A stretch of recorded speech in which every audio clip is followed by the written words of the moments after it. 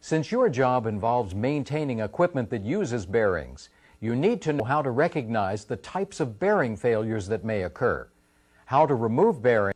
The two general categories of bearings are rolling contact bearings and sliding.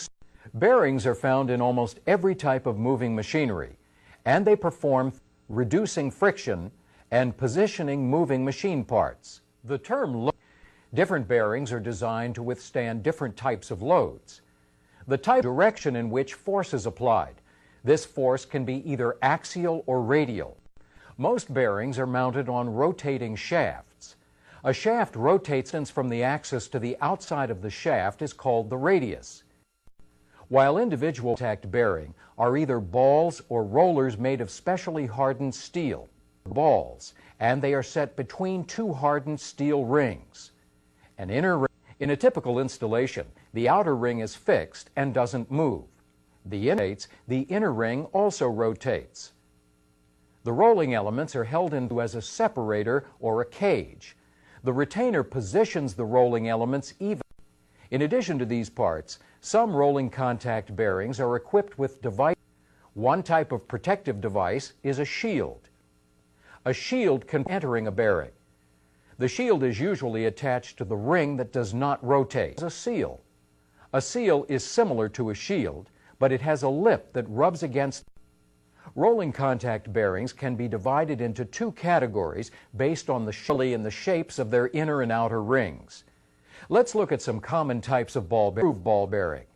In a shallow groove ball bearing, the inside surfaces of both the inner, except that the inside surfaces of the inner and outer rings are deep, moderately heavy radial loads, but they can also handle a small amount of axial load.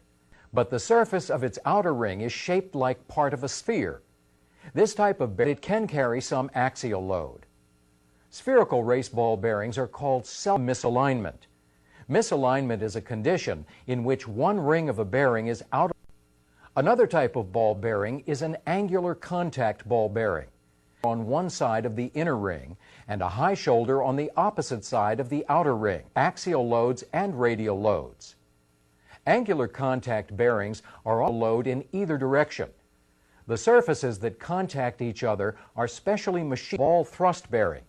In a ball thrust bearing, the inner and outer rings are parallel to. The other basic category of rolling contact bearings is roller bearings, because rollers are larger than balls, and they spread the load over a greater area toward heavy radial loads. Needle roller bearings are similar to. Needle roller bearings can support a great deal of radial load because many needle roller bearings are often mounted without an inner ring or a retainer in the shaft. Because these bearings can be mounted without an inner ring, they are often. Another type of roller bearing is a tapered roller bearing. In tapered roller the rings are tapered to match the rollers. Tapered roller bearings. Barrel or spherical roller bearings are self-aligning bearings, which allows the bearing to align itself. Barrel roller bearings are designed to handle. This illustration represents the construction of a roller thrust bearing to each other instead of one inside the other. Roller thrust bearings are used. Bearings are precision parts, and they must be installed as precisely as shaft, and the kind of mounting that is used are both important to the proper functioning of the tightness or looseness with which a bearing is installed onto a shaft. There is a press fit. A push fit is a fairly loose fit, usually a ring. A press fit is much tighter. More effort is needed to press an interference fit or a shrink fit. Generally, rolling contact a push fit on the ring that doesn't rotate. In most bearings, the inner ring is the ring mounting bearings whose inner ring rotates. A shoulder on the shaft is used to prevent the bearing from sliding in one direction. Changes so that a bearing can be placed against it. The bearing is installed with a washer and a lock nut are used on the other side of the bearing to prevent the bearing. The lock washer has a tab that fits into a slot in the shaft and prevents the lock washer from. Another method of mounting a bearing is called end plate mounting. When end plate mounting is used, one side of the bearing is held in place by Another method of inner ring mounting is called eccentric cam mounting. In this type, cause the inner ring to be squeezed against the shaft when the locking collar is turned. Tapered sleeve mounting.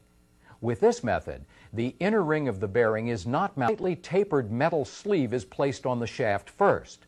Then the bearing is slipped and must have a matching taper so that the ring will make full contact with the sleeve.